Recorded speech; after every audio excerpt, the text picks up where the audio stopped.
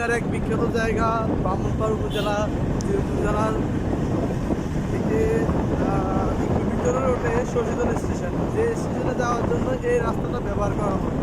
আসলে এই রাস্তাটা দেখতে অনেক সুন্দর, আর এই সৌন্দর্যটা আমি আপনাদেরকে দেখাচ্ছি এই যে ভিডিওর মাধ্যমে।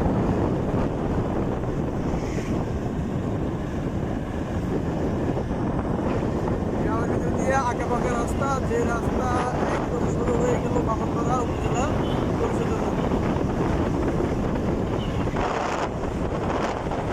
শহীদুল স্টেশন থেকে এই রাস্তা হলো দীর্ঘ 4 কিলোমিটার। 4 কিলোমিটার আমরা এখন পাড়ে দেব এই বাইকে যেতে বেশ 5-6 মিনিট সময় লাগে। যে সময়টা এই যে রাস্তায় দেখতে চলে যাচ্ছি, এবং কি সুন্দর একটা দৃশ্য যে রাস্তার মধ্যে আমরা দেখাচ্ছি। সুন্দর একটা জায়গা।